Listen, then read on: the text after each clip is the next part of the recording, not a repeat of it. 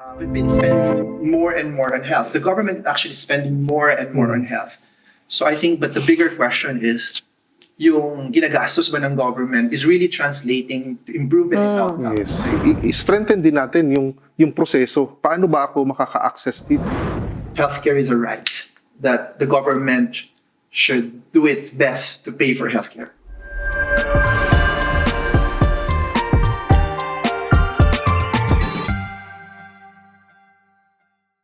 Hello everyone, welcome to Breaking Ground, where we break stories from up top and on the ground. For many Filipinos, getting sick is not just a health problem, but also a financial one.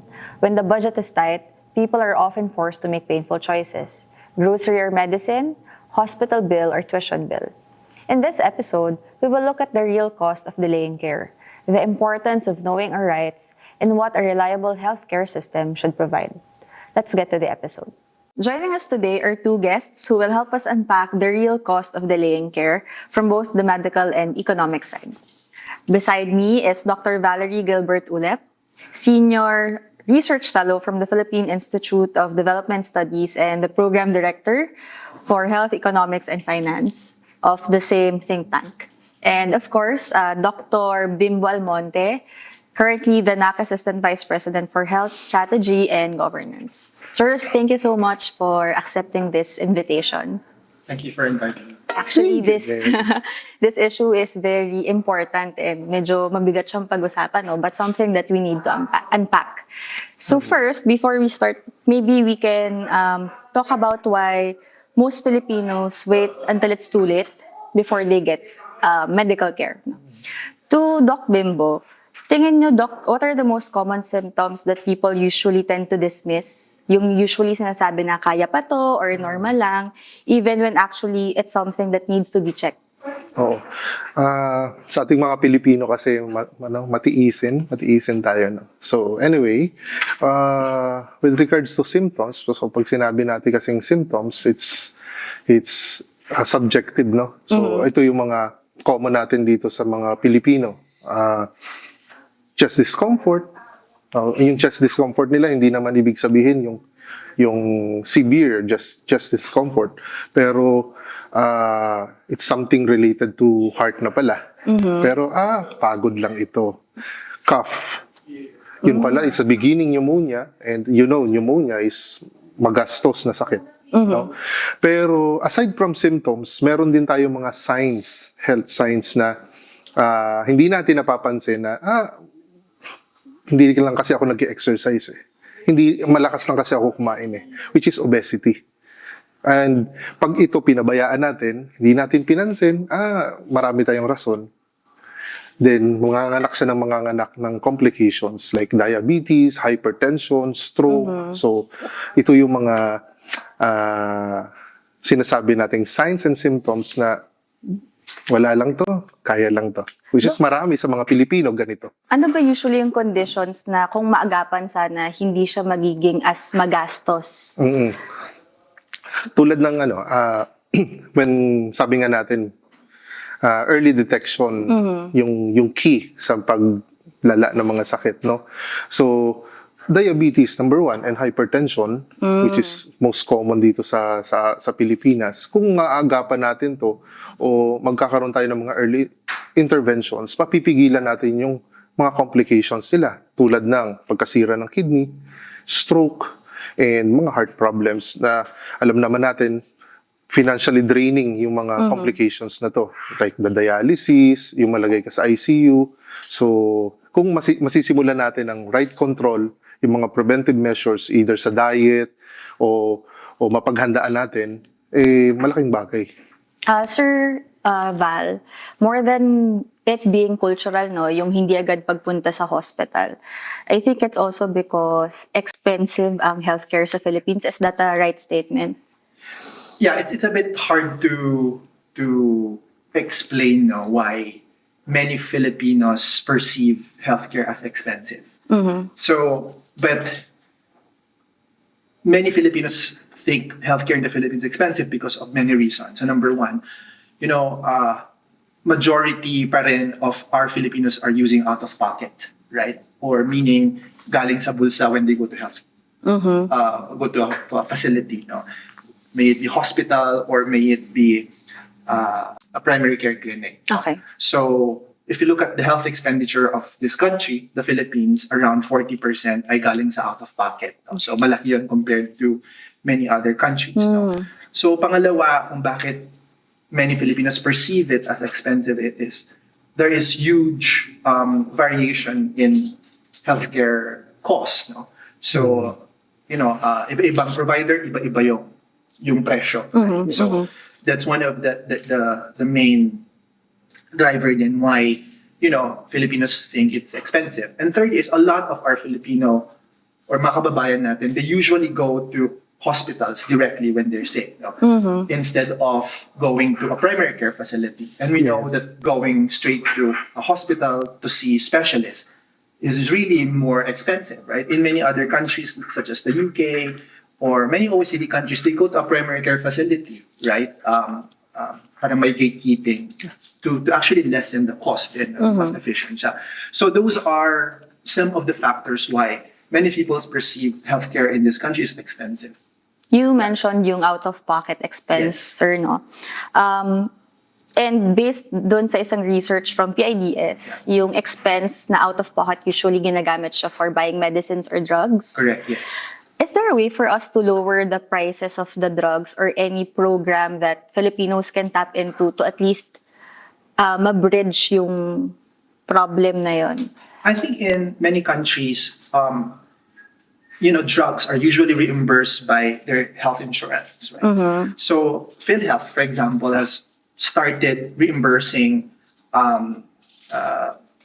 most common drugs for diabetes, for hypertension. Oh, okay. Ito yung program called Gamot, right? So I think a lot of Filipinos are starting to know this program and using it. And to me, this is one of the most important program of the government to make drugs more accessible. It's not yet. The coverage rate of Gamot is still a bit low because it's still its infancy. But I guess this is one of the most important steps for most Filipinos to access, drugs. And we know that drug is one of the major contributor of catastrophic health expenditure because of out-of-pocket. Etong law na to, sir, is bago lang ba to? Yeah, it's not actually a law. It's a program of PhilHealth. O program siya. So Okay. this was rolled out a few months ago. Oh, very So new. very recent siya. So it covers around 75 common drugs like diabetes, yung sabi ni Dr. Almonte kanina, hypertension, diabetes. So all these are covered under that program. So I think we need to, look into that program as possible ways to reduce catastrophic expenditure because of drugs. Doc Bimbo, sa NAC, no? We do medical missions, surgical missions, dental missions. And pinaka sought after, kumbaga, no? Yes. Not only ng mga residents, but even from nearby communities, yung dinadayo talaga, yung mga free surgical operations. Can you give us, ano ba yung usual questions na nanggagaling sa beneficiaries? Is it related to, una, may gamot ba? Pangalawa, in terms of the operation, tingin nyo ano yung usual concerns ng mga nagiging beneficiaries ng mga ganitong programs? Actually, pag nagko-conduct tayo ng mga missions, we have medical and surgical missions. Doon sa pag nalaman nila na may medical missions tayo, usually ang medical missions natin, it's more of para tayong nag-augment ng primary care doon sa mga lugar na hindi naaabot ng serbisyo medikal ng gobyerno. Ano ba, Doc, yung primary care para lang dun sa mga hindi Yung primary care, ito yung paunang pagbibigay ng lunas doon sa mga karamdaman o sakit ng community o ng mga tao, no? So ito yung sinasabi ni Doc kanina na dito sa Pilipinas, mas pumupunta kasi sila sa hospital. Ang pag sinabi natin na magpapagamot ako, hospital kaagad yung nasa isip nila. Siguro malaking factor din dito na hindi nabibigyan ng sapat na atensyon o magandang programa yung pagpapatibay doon sa mga health centers natin. Kasi ito yung first line natin sa pagbibigay ng primary health care, ng mga paunang paggagamot. Sila dapat yung front line natin. Kaso, masasabi nating hindi ganun kaganda kasi pag pumupunta tayo sa mga sites ng mga missions natin, ang unang hinahanap nila is makapagpakonsulta doon sa available na doktor. So malalaman mo kaagad na hindi sila naaabot nung doktor.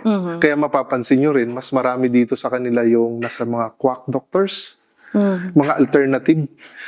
Pipilahan nila yung mga gamot na para sa hypertension, para sa diabetes, and we make sure na magdadala rin tayo doon.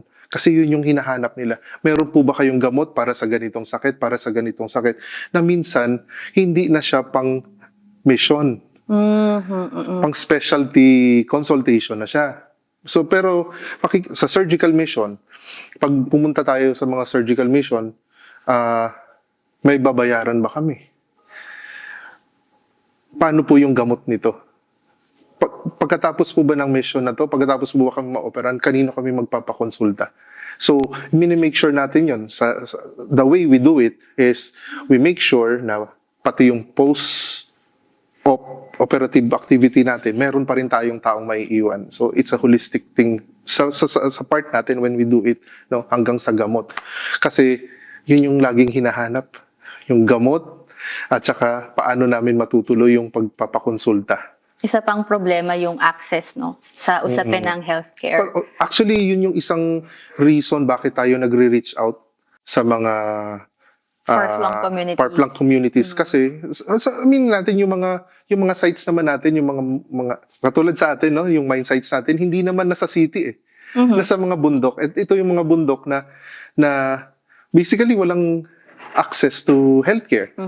Yung resources wala din. Kahit pumunta ka sa kanilang yung mga health units nila, mga health centers, ni walang gamot, ni walang bulak, no? Yung mga simpleng basic needs ng community ay hindi man lahat, pero may mga iilan na kulang. Kaya maintindihan natin yung, alam mo yun, yung clamor ng tao to have access sa ibinibigay mong tulong sa kanila. So, nakakalungkot, pero sabi nga ni Doc, yun yung nangyayari eh. So, Doc Bimbo, you talk about people na medyo really in the poverty line, no? Yes. But I wanna ask si Sir Val naman about the people in the middle class. Because I think merong ding argument that they are often overlooked. Kasi most of the programs of the government are really geared towards the poor, but nothing for the middle class. So usually, no, they're often described as one medical emergency away from bankruptcy or poverty. And why do you think the group is very financially fragile than it appears or how we perceive it? Yeah, I think we did a lot of studies at BITS, no? So I think our estimate is like every year, maybe like 1.5 million Filipinos above the poverty lines become impoverished because of healthcare, no? When they use healthcare, right? So a lot of Filipinos are just above the poverty line. No? So when they experience illness, they go to a facility using out of pocket, then it will drain yung savings nila or expenditures nila na dapat for food or for education or for shelter, no? So it's a very common experience of many Filipinos. So they rely on many other sources, like they usually take a loan, for example, or umutang sila, or they sell their assets, no? Motor, bahay, those kinds of things, no? So, but if wala silang makuhanan, then they usually line up sa mga politicians. Right? It's also a common experience of many Filipinos. Yes. And if they can't, no, then usually they forgo care. So we also did a lot of studies on that. No? Many Filipinos forgo their care because they don't have anything to spend anymore. But yun, so we have a lot of studies on that. No? So we've tried to estimate how many Filipinos usually, fall into poverty because of healthcare. Sir, when one illness can reverse gains so quickly, no, for a middle class family, what do you think? What does that say about the poverty reduction in the country? So I think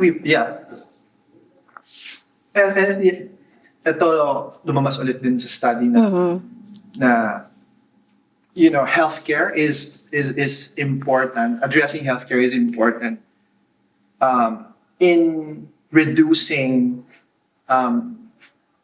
the high level of poverty in the country. So malaki yung porsyento na mababawas sa healthcare ay sa poverty line when we address properly the health financing in this country. So it should be one of the critical pillars of the government in reducing, poverty as a whole. No? Yeah. So, yeah. Agree. Currently, sir, yung expenditure ng government, no, number one, I think, is, let's see. But I think it's education. Second is public works and highways. And then third is health. Do you think that's fair? So I think it's a very hard question to answer because obviously education naman talaga. It's because there is a huge cost to True. cover even DPWH. So importante na gumastos tayo sa education. Then importante din na gumastos tayo sa infrastructure because those are critical human capital investments at the same time drivers of economic growth yung infrastructure, right? But I guess I think the best way to do it, how every peso magkano ba yung ginagastos natin sa health, not the relative, but how much do we Saan siya really spend napupunta? for health, no? So yun yung I think na tignan natin, and over the past few years, we've been spending more and more on health. The government is actually spending more and more on health. So I think, but the bigger question is, yung ginagastos ba ng government is really translating to improvement in outcomes. Yes. Like what I'm saying is like, yung ginagastos ba nag-translate ba to improvement in outcomes or nag-reduce ba to out of pocket? So I think those are the questions that we need to ask, even though, as I've said, many of our studies at PIDS suggest na tumataas talaga yung spending natin every year, maybe like 10 to 12% every year. Right? So, and I think that's very impressive. But whether that translates to improvement in outcomes or improvement in out of pocket is a different story. Right. We'll dive deep into policies later on. No? But I'd like to go back to Doc Bimbo. Kasi ikaw, sir, very exposed ka to different kinds of patients. Kasi not only do you cater to people in the far-flung areas, but also you're exposed to, kumbaga, from different types of people needing medical attention. And what conditions usually surprise you na kung naagapan sana hindi ganito kalala yung magiging sitwasyon or nararamdaman ng patient? Sa bawat pinupuntahan, mapa-private clinics, sa private practice ko before, at saka itong nabigyan tayo ng opportunity to see yung tao sa community. Pare-pareho kasi yung yung tanong mo na kung naagapan sana to, no? Actually, mapa-middle class, nasa mataas na estado, no? Nasa upper class. Actually, yung hypertension at saka diabetes talaga ang most common na nandiyan. Siguro may mentality kasi yung mga tao, no? Siguro hindi lang Filipinos na pag wala akong nararamdaman, okay lang. Pero may mga signs, may mga symptoms na sila ng diabetes at saka ng hypertension. Basta hindi to nakakasira as long as this is not resulting to stoppage ng kung ano man ang meron ako, tuloy lang. So, magugulat na lang sila while at work, stroke. While at work, nag-heart attack. Mga ganon. Yan ba, Doc, yung mga non-communicable diseases na Non-communicable to na tinatawag natin na lifestyle illnesses din. So So, ito yung caused by a type of lifestyle. lifestyle natin. Tsaka yung diet natin. Yun. Okay. Nakakalimutan ko yun palagi. And yun nga, isang nagiging problem doon, maganda rin yung sinabi ni Doc kanina, no? Kung mababalikan ko yung sinabi nyo na yung mga nasa middle class, it's one gastos away, nasa poor sector na sila. Nagagamit kasi nila yung mga pambili nila ng pagkain, pampaaral nila sa mga anak nila, sa education, no? So, nadadrag lahat yung resources. And gusto ko ring sabihin kanina na yung sa mga outreach program natin, yung mga missions natin, hindi to nasa poor sector. Marami rin dito, magugulat ka, nasa middle class. Kasi sinasamantala nila itong mga pagkakataon na to. Kasi it will lessen the burden sa kanila. Kaya makikita mo yung may dala-dala sila mga prescriptions. Alam mong galing sa mga big hospitals, mga nagpa-consult na sila. So, gusto lang nilang mabawasan yung expenses. So, ganun siya kahirap. Kaya sa pag-control, sana naagapan. So, yung access din dun sa mga medicines na to, hirap na hirap din talaga. Healthcare concerns are universal na across the board talaga siya. Based on nakita natin by experience, either sa private practice at saka dun sa mga outreach program natin. Sir Val, in terms of, napag-uusapan na natin yung financial burden, no, pagdating sa mga illnesses. When do we say that borrowing for healthcare is a rational decision versus when it becomes the kind of debt that's gonna sink the family for years financially?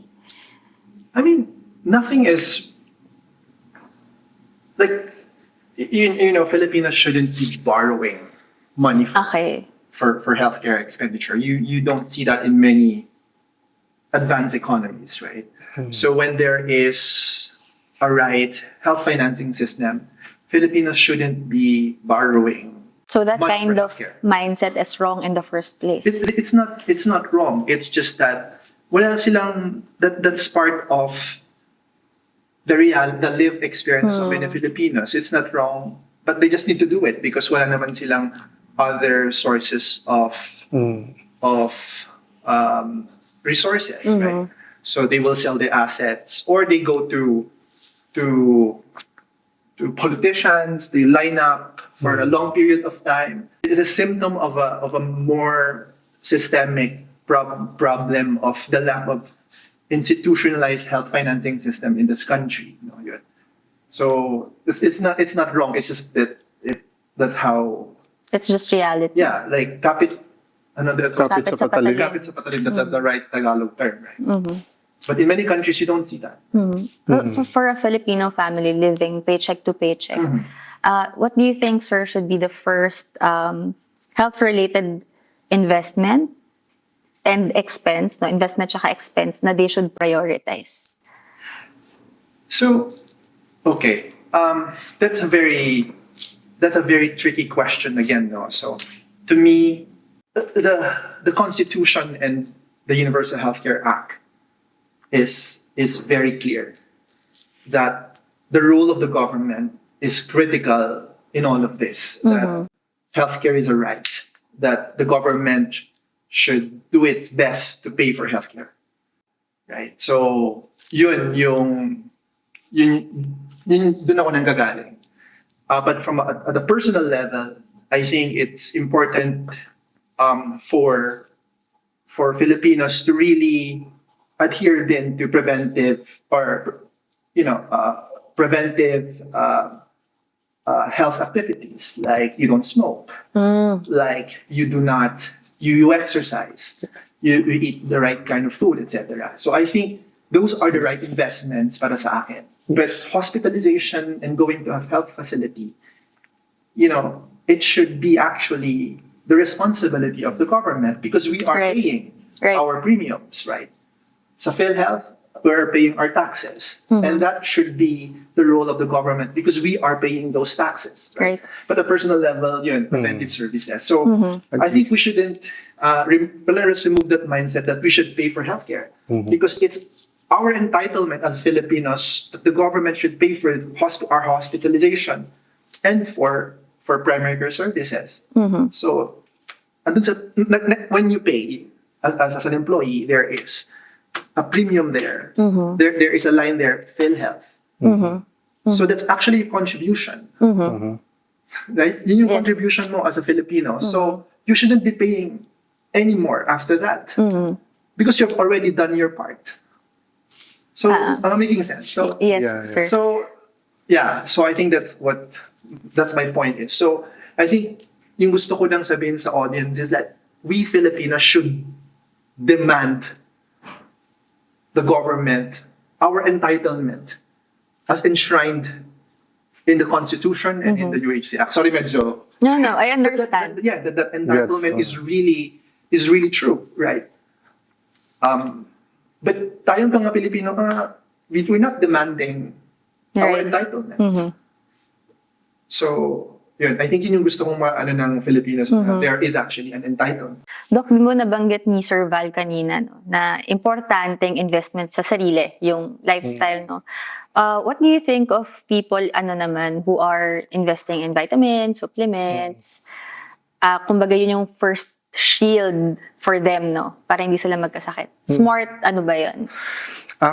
Maganda yung nagiging discussion natin, no? So sa personal level kasi, yes, we will demand to government kasi it's their obligation Yes. sa ating mga Pero sa sarili natin kailangan mag-invest din tayo. And there's so many ways na kailangan alagaan natin sa sarili natin. And those supplements, those vitamins, kung kailangan siya ng katawan natin, bakit hindi? So, maliban sa mga yon, the proper diet, yung exercise, kasi it can minimize yung healthcare cost mo in the long run no? So sa totoo lang, ako hindi ako talagang advocate ng mga vitamins as long as kailangan mo siya, no? As long as kailangan mo, wala akong problema doon. Pero mas ina-advocate ko yung proper diet, yung access to a proper diet, no? Kaya nga po dun sa mga programs natin, mas nakikipag-collaborate tayo dun sa mga katulad sa company natin, no? Nakikikollaborate tayo sa community relations on having programs na sustainable. Halimbawa, ang isang program na lagi kong in-example, when we have areas na mayroong problems sa malnutrition, ano ba ang common na ginagawa ng ibang lugar pag may to address malnutrition? Feeding program. Feeding program. Pero for me, it's a band-aid solution. Bakit hindi tayo mag-collaborate dun sa isang program na, halimbawa, ng livelihood? Turuan natin sila magtanim kasi mas matagal at saka mas high impact yon to address yung problem natin. So, ganoon. Tingin ko ganoon tayo mag-invest sa health natin. Hindi lang siya yung directly na kailangan magaling ako, kailangan wala akong sakit. So habang wala tayong sakit, dapat naglalagay na tayo ng pondo sa sarili natin para in the long run, healthy tayo. Balikan ko lang, Doc, yung sinabi mo na unless kailangan ng vitamins. Does that mean kapag nagsabi yung doktor na kailangan mo ng ganitong klaseng vitamin, hindi yung, kasi di ba uso nag-over the counter ka lang, bibili ka ng... Siguro ganito, may mga sa panahon ngayon may mga vitamins and supplements naman na approve na ng FDA natin, no? And over the counter na to siya, no? Pero kung gusto mo na mag-guide ka ng tama, might as well seek consult first kung kailangan mo ba talaga to. Kasi a simple vitamin C can cause you acute gastritis kung hindi naman siya tugma o naaayon dun sa iyong overall health condition, di ba? May mga tao kasi na meron talaga silang acute gastritis tapos bibigyan natin siya ng normal na ascorbic acid. Mga ganon. May mga vitamins kasi na pag sumobra naman tayo, pwedeng makasama sa katawan Right. natin. So might as well be guided dun sa pag-take ng mga medications na to. And dyan makakatulong yung mga doctors natin sa mga lugar kung nasaan tayo. Sir Val, nabanggit mo yung PhilHealth kanina, no? Let's talk about the gig workers, no? Mga self-employed, freelancers. Enough ba na meron silang PhilHealth, or do you think they need to get an HMO? Is that a good investment in terms of protecting their health? Yeah. So again, it's a very hard question. No? So I think gig workers are considered self-employed, if I'm not mistaken. So they can actually pay their premiums sa PhilHealth. So they can pay, I don't know, every month pa or every May quarterly quarters, ata I'm not yan. really sure. Parang But, may- So the gig employees could actually be enrolled in PhilHealth because Yes. PhilHealth is universal. Right? So, but HMO could be used as a mechanism to supplement. Could be used as supplemental insurance, no? So kung hindi nabayaran ng PhilHealth, HMO could cover that. So yun. And based doon sa sa mga nakita ko, no, sa mga naging patient namin, malaking tulong yung may other source ka na pambayad. Kasi on top of the PhilHealth, pag na-exhaust mo na si PhilHealth on the coverage ng sickness package mo, doon lang papasok sa HMO eh. Halimbawa, I have 100,000 bill and ang cover lang ni PhilHealth is 60,000. Doon papasok, susunod sa HMO. So, minsan, nakakover na yung 100,000 na yun. Kung may ilalabas ka man, minsan 500 pesos na lang. That is miscellaneous na tinatawag nila. Kaya, for me, magandang meron tayong isang backup na tinatawag natin. Kung kaya naman. Kung kaya naman. Yun yung key doon. Qualifier. Oo, kung kaya naman. Kasi yung mga, sabi natin, mga self-employed, baka paycheck to paycheck din naman yung nila. In an ideal setting, siguro, Doc, no? How regular should a regular checkup be? No. Ako lagi kong sinasabi, at least once a year makapagpa-consult tayo. Ito yung lagi kong sinasabi. Doon, Doc, sa once a year mo na check-up, anong klaseng check-up yun? Yung consultation o yung check-up na tinatawag natin is nakabase to doon sa yung common sakit din dito sa Pilipinas, which is hypertension and diabetes, at alam naman natin yung complications nito.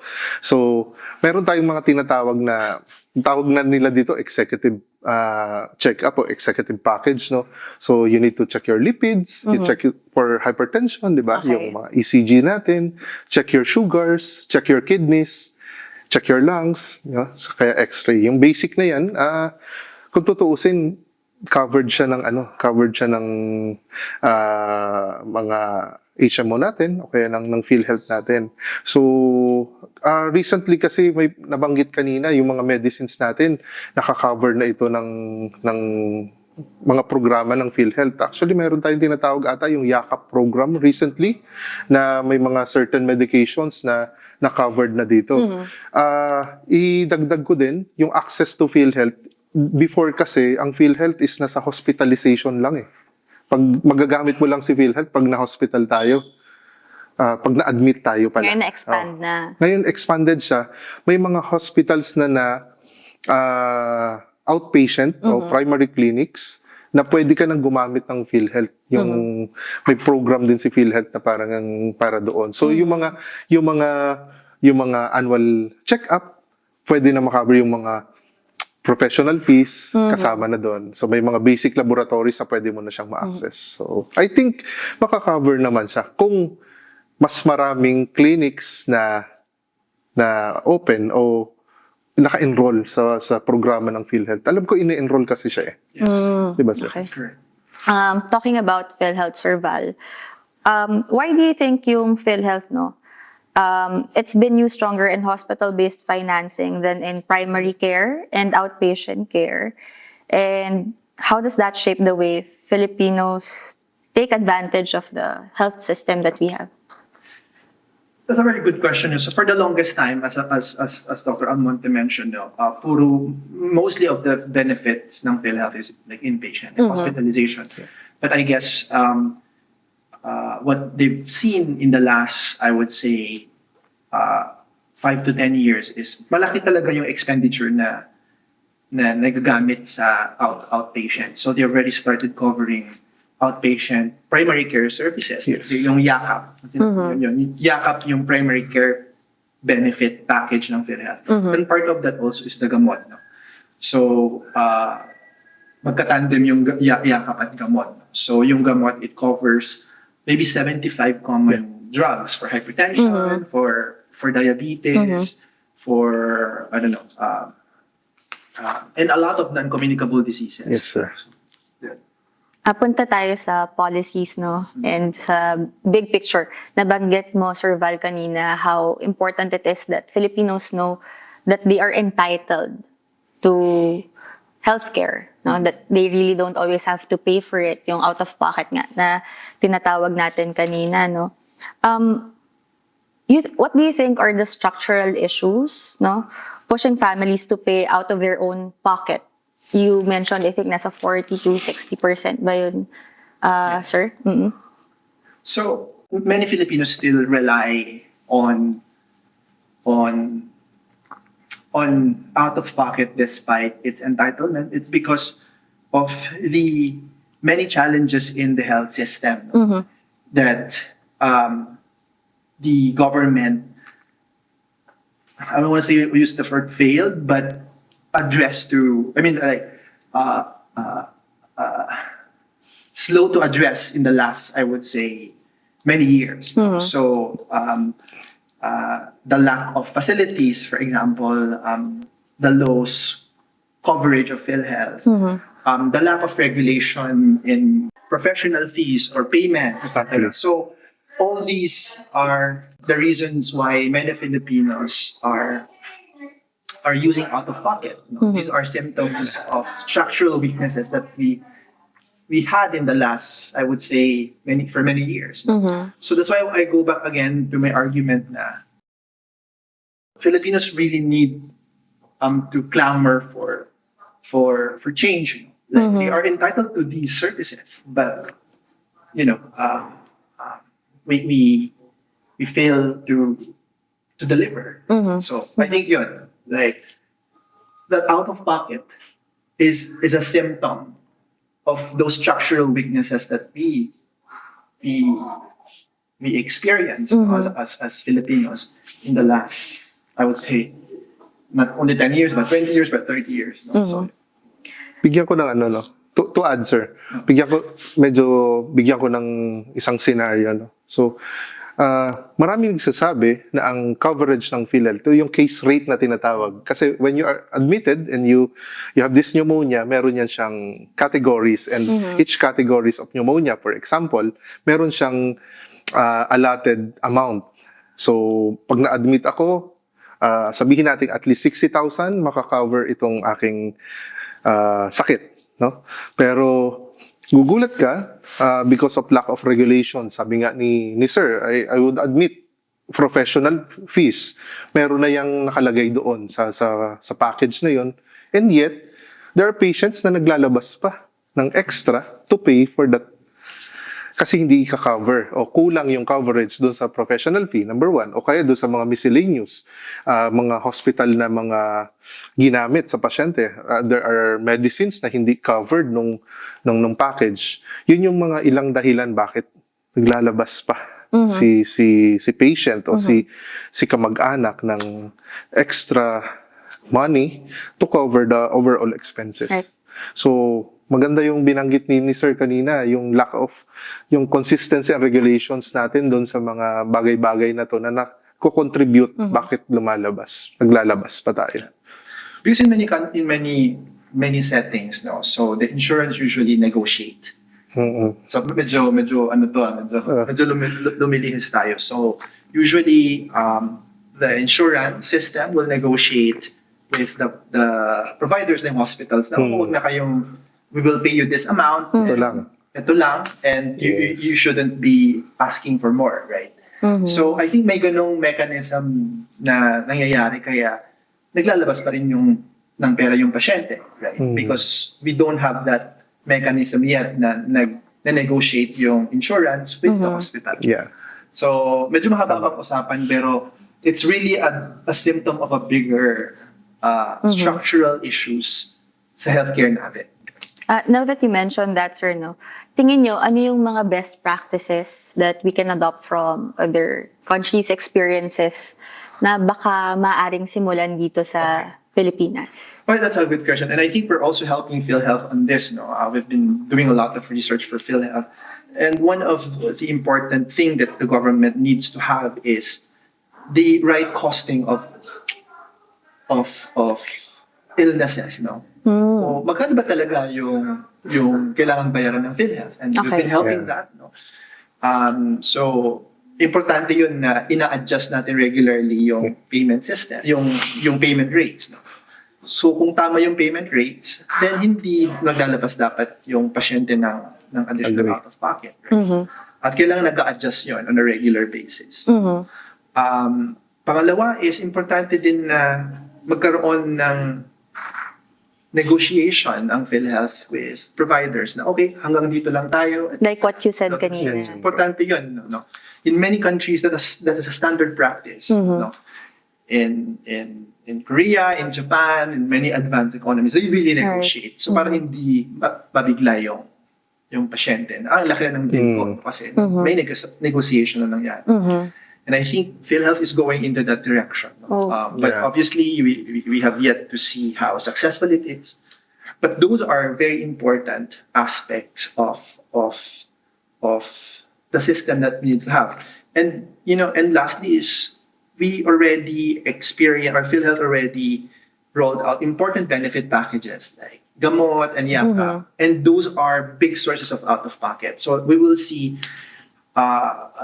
its impact in the next few months or years, no? Kasi ang laki ng yung maximum benefit limit na tinatawag na 20,000, no?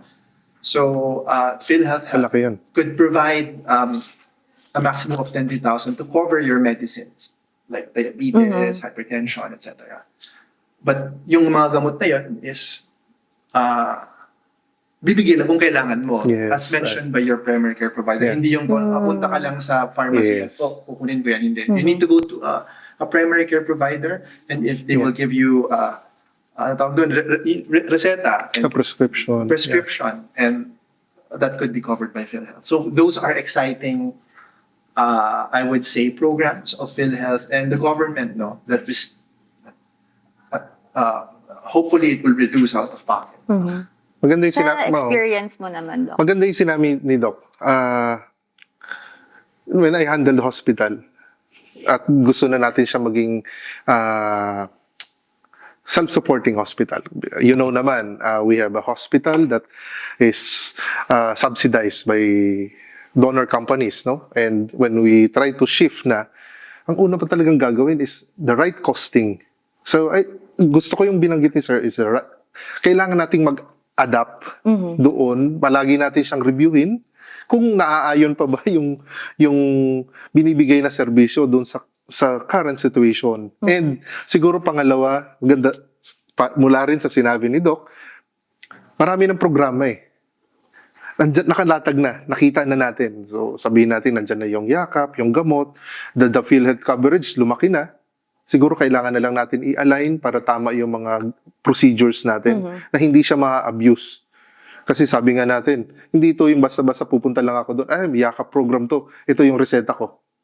So para ma-address din natin yung pinaka-problem natin na may sakit sila, i-strengthen din natin yung proseso. Paano ba ako makaka-access dito? Kailangan pumunta muna ako sa primary clinic to get a primary care, ma-review, then once ma-prescribe ito ng doctor ko, pupunta ako dito, access. So it's it's a smooth flow of healthcare system. Both Nakalatag from- na Gagawin na lang, i-apply na lang. Doc, both from your experience, no, sa field mo and based din sa mga studies, yung non-communicable diseases talaga yung pinaka madalas na cause ng death.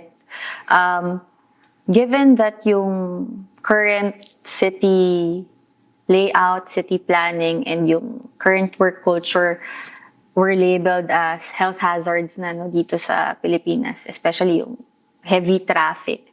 Do you think, just to give a holistic solution, no, to, kasi lifestyle yung nagiging dahilan ng non-communicable diseases, ano sa tingin nyo yung mga initiatives, maybe laws, programs, that would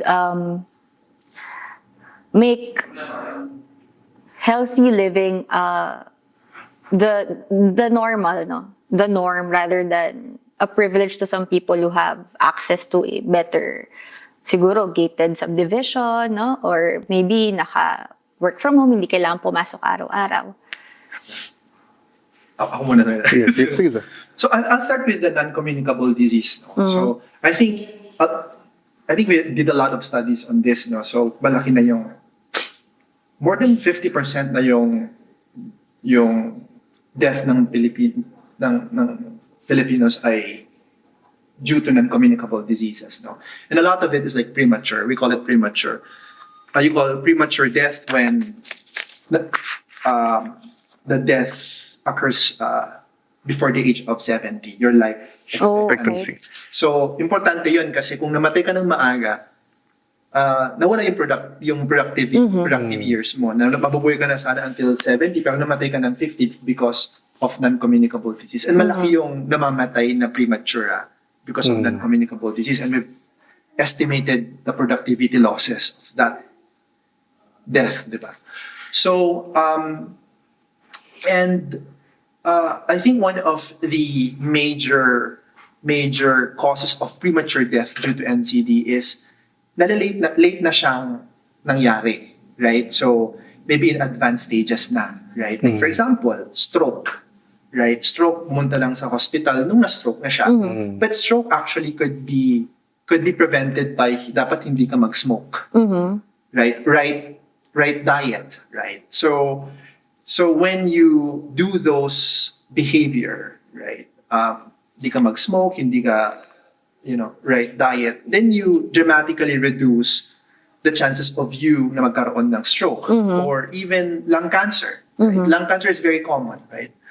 So preventive is really important in reducing non-communicable diseases, no? As I've said, obviously, iba-iba yung access naman natin to healthy lifestyle. Like, kung mahirap makakuha ng healthy diet kasi mahal yung gulay, right? Di ka maka-exercise kasi wala naman park, right? And most of our poor kababayans mas mataas silang mag-smoke yung our poorer kababayans than the richer counterparts, no? So I think to me it's really about the clamor of Filipinos to, for example, have an open space, right? Di ba? Kung wala silang access to park na they can jog, di ba? Then they will be Yung access. They cannot do physical activity, right? When they don't have food, then healthy food, then they will resort into high fat, unhealthy processed food, right? So again, it's really an ecosystem, Right. And it's structural in nature, right? So again, it's how we design the whole ecosystem. No, it is really reflecting on why we have high premature mortality or death because of non-communicable disease. Maybe Doc, you could add more, but it's really those structural issues that resulted into why we have high level of premature death due to NCDs. When you compare our countries with when compare Philippines with other countries in the region, mas mababa talaga yung premature death nila compared sa atin when it comes to non-communicable disease. No? Yeah. So I think you can add more, Dr. Almond. Maganda yung sinabi ni Sir, yung access to yung sa mga facilities natin, and two, resources, no. Siguro as a previously practicing, no, hanggang ngayon naman, tingin ko meron na tayong mga healthcare workers na dedicated para sa sumalesen yung mga communicable and non-communicable diseases natin, no. Siguro yung approach na lang na kailangan natin sa ngayon na nakikita ko is to strengthen yung mga policies natin at saka yung mga programs towards or leaning towards preventive healthcare. So, may mga health centers tayo, pero hindi lahat ay equipped ng proper knowledge on how to deliver a proper or right program na ma-hit yung target population natin. Dapat yung mga policies ng mga municipalities, no, at that level sa mga municipalities ay ma-align doon sa gusto ng Department of Health natin. Kasi minsan yung mga orders, yung mga policies natutulog na pagdating doon sa municipal level. So hindi siya na, alam mo yon, hindi siya na i-deliver ng tama. So siguro it's more of strengthening yung mga programs natin at that level, para mas strengthen natin yung preventive healthcare. Kasi sabi nga, prevention is better than cure. So it's communicable or non-communicable. It's the same program na kailangan mong i-roll out.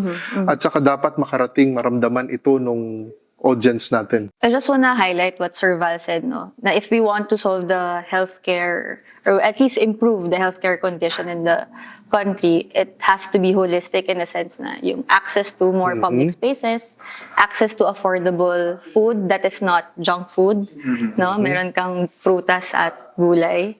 And of course, yung hindi lang talaga siya isolated sa health lang mismo.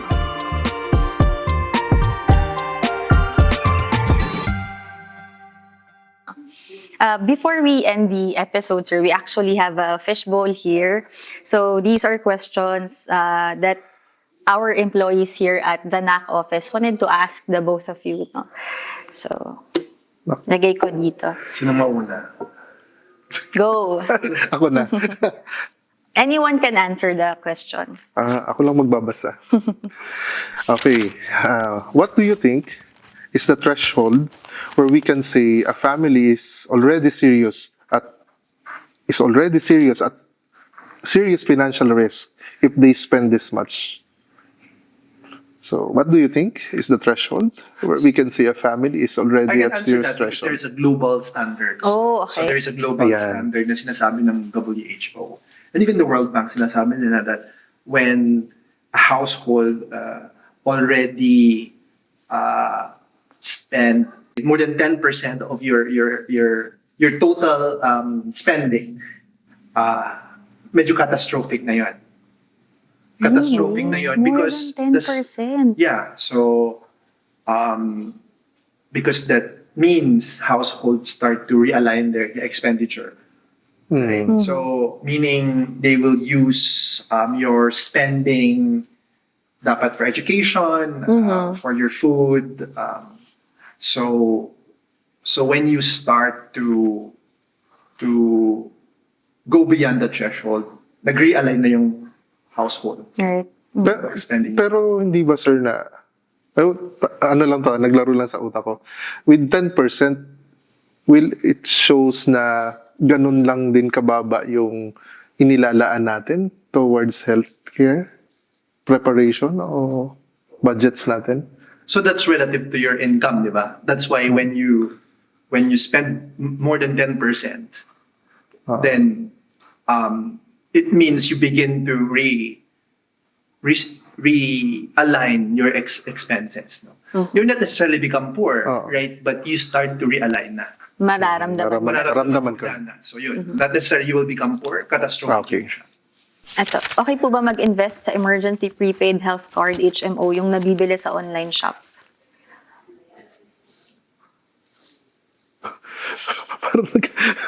I think bago I siya, think no? Yung mga I think ito yung ano, halimbawa when yung G-loan, Gcash, alam ko meron sila nito yung mga maliliit na you need to pay 30 pesos for a 6 months insurance. Ito ba yung gusto natin sabihin? Okay. Alam ko may mga ganito, sir. When you go to Palawan Pawn Shop, when you go to So, okay ba mag-invest sa mga ganun?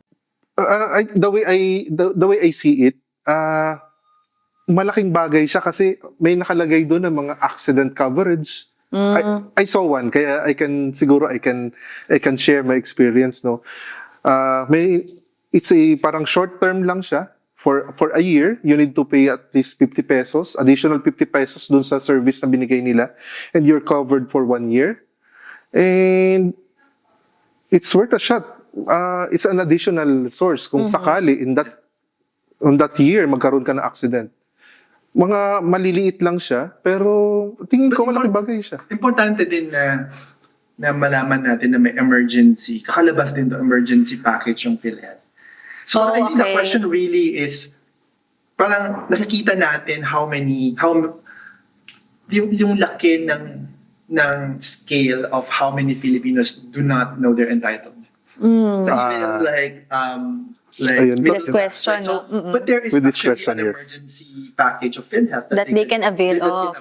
But ito siguro if it's prepaid and if it's not really burdensome to them, because how much is it, like I don't know how much, but if you think na it can help at hindi mo mararamdaman and you're not realigning or your expenditure, then it could help, right? Yeah. But again, there is actually an emergency package, and I think baka hindi lang naman din kasalanan ng maraming Pilipino, no? But I think it's also the role of the government Yeah. to really educate the Yeah, population. agree. Na actually, there is actually a benefit, right? But is it Called possible that emergency benefit package?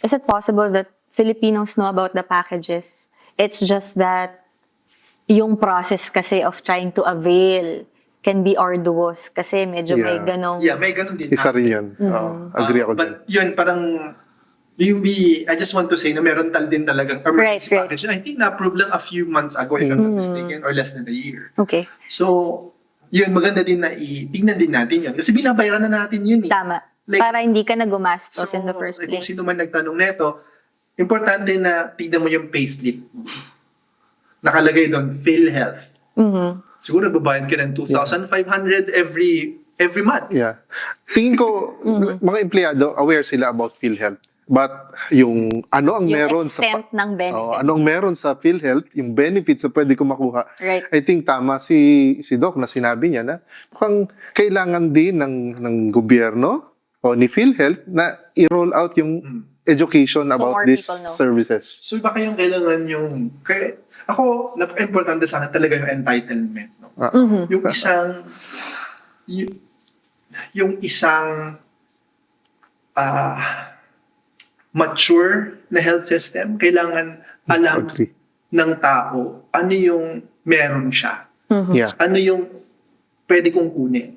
That's why maybe importante na magkaroon ng booklet. Pag PhilHealth member ko, ito lahat yung Tama. pwede kong makuha. Maganda yan, sir. So, I don't know how should we do that, but in mature health systems, like, in many advanced economies, they know what they're entitled, no? And tayo dapat, alam din natin yun. Right. But hindi lang naman kasalanan ng mga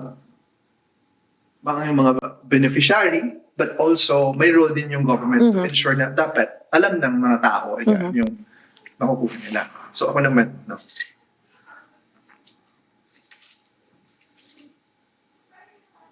So do you guys trust the Philippine healthcare system? So ang hirap na tanong nito. So, I think, so how do I answer this? So I think wala naman tayong choice but to really trust the system, but at the same time, we also need to demand accountability. Yeah, very important. We need to demand accountability, and because that's the only way,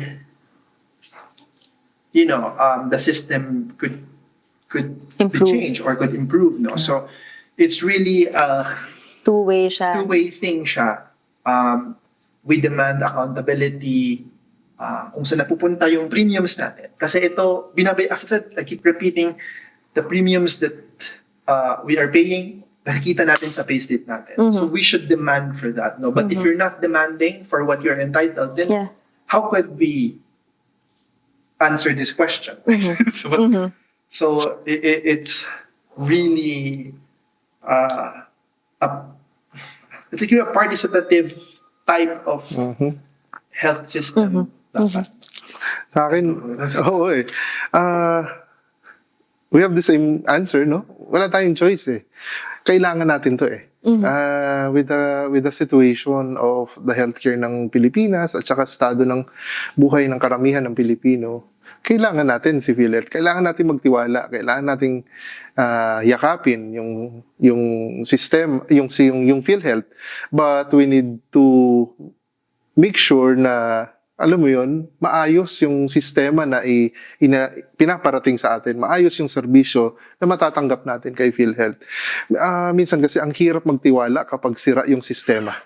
No? Pero wag naman sana tayo umabot dun dahil wala na lang kaming choice. Kumbaga may karapatan tayo eh. No? Oo, So, I think yun yung problema sa karamihan, Doc, no, na mga Filipino. Parang when the politicians give us money for healthcare, as if They owe what we owe them. we owe them, But yeah. actually, hindi. Mm-mm. So, again, in many advanced health systems, people demand for better healthcare because eto hindi lang tax eh, separate tax. Kasi yung nagbabayad ka ng premium is actually a separate tax. Right? So imagine mo Binayaran separate tax. eh. So, it's really an entitlement. It's really a right. So, I think yun yung mindset na we need to have. As a society, no? Kasi parang we iba pa- need to... Ano na ba, mapagalitan ako dito. But ganun eh, like when the politician will give us money for healthcare, then Nagkakautang na loob pa tayo. But Actually, nawe-weaponize pa nga yun eh. Yes, Di ba? when it shouldn't be the case. it shouldn't be the case. So I think, and it was a very big issue, right? In the last few months. Few months, Because there's this story na I'm not saying na nangyayari, but there's a story na they're using it as, Allegedly, allegedly. sa mga elections, Yes. Yeah. So, may kapalit. But Yeah. when you have an institutionalized health system na mature, you don't need to go through that. Right. Agree. Because it's the right of the people to have healthcare. Yes. Ako na. Okay. Dapat ba doktor o accountant ang chief o president ng PhilHealth? Ano kayong pinaghuhugutan ni sir? O ni ma'am? Actually, when you look at I'm not sure if the UHC Act, there is actually Provision. a provision kung ano dapat yung qualifications ng Okay, and what should it be, sir? So, obviously, there is a value na accountant yung PhilHealth, not really an accountant, but may knowledge siya on how health financing works, right? But PhilHealth is not just a simple accounting type of institution, no?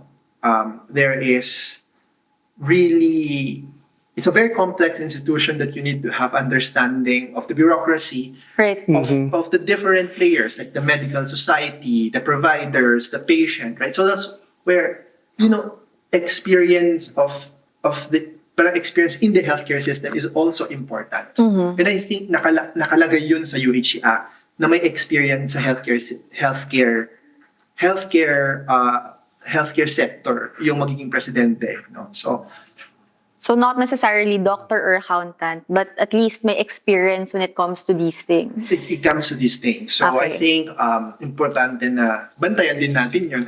Sino yung leader nila? Like hindi lang Kasi appointment ata ito eh, no? I think currently now, Brigadier General yung hindi. President? So the current president now is Dr. Edwin Mercado. okay. Yung He's huling alam ko, it's a doctor, general also. and a well-experienced in managing hospitals. So yeah. So pasok naman si Doc. Yes. Pasok na Okay. pasok. Anong bansa ang may pinakamagandang healthcare system? Oh, sir. May tinatawag ba tayong perfect, almost perfect system? So it's really hard to answer because every country has its different. Parang each country has different features. No? But I would say, ano ba dapat yung tinitignan natin when it comes to healthcare system? No? Ano ba yung metrics natin? No? So when a health system is considered good, no, when your health outcomes is actually better, right? Maganda yung health outcomes mo. And at the same time, hindi masyadong magastos, right? A clear example to this is, I'm not saying ito yung United States, no? So when you look at their health outcomes, it's not actually very good compared to many countries in Europe or South Korea or Japan, no? But they're spending more. Grabe silang gumastos sa healthcare, pero yung outcomes hindi din ganun kaganda, no? So para sa akin, hindi ko kino-consider yun na magandang healthcare system, no? So, yun, no? Ano ba yung mga bansa, for example, na maganda yung health outcomes, but at the same time, hindi masyadong magastos, no? And I don't want to say like rich country like, Japan or Korea, because they have a very good healthcare system, but they're also spending more relative to the Philippines, no? And ako, I want to compare o ano yung aspiration natin na at least some similar level. And I would say Thailand. So they have a very good health outcomes. At the same time, it's not as expensive as many advanced economies. Kasi hindi naman i-compare yung Japan, Korea level yung gastos natin. Kasi they're high-income country, right? But when you look at the outcomes of Thailand, their health outcomes is similar to many advanced economies, right? But at the same time, they're not spending that much, right, compared to many countries in Europe or in North America. Right. So, to answer your question, based on those criteria, I would say Thailand. Alright. Maganda yung point ni sir. And I Maganda think, talaga makontextualize. Oo. Tsaka, I think ang Thailand, sir, no? They invest more on researches, no? They invest in primary care. And primary care, oo. So, System. Ang ganda ng system nila. So I would say that kasi hindi naman tayo pwedeng sabihin na high-income country. Right. We need to look at also the income of our country, right? Ako ulit, sige. But sir, baka ikaw yung sasagot nito. Sige, tingnan natin. In my case, na nagkaroon ng COVID ang nanay and spent $1 million for hospital and medicine, paano po kaya makakabangon uli if ang sinasahod ko lang ay 5 digits? Ang hirap naman nito. Ang hirap naman ang tanong. Napaka-specific. It's really a common experience. True. Siguro kung may masishare ako dito sa question ni ma'am o ni sir, no? Lagi kong sinasabi doon sa mga empleyado na nahawakan ko sa sites, no? Learn how to invest yung pera natin ng tama kung may extra tayo. Yung financial literacy. Magkaroon tayo let's explore things na magkaroon tayo ng financial literacy on how to properly use our money, when and where to invest properly. Kasi sa ganung paraan, hindi lang naman yung pangsa ngayon ang ma-address natin eh. Pag nag-retire tayo, ibang usapan pa yun.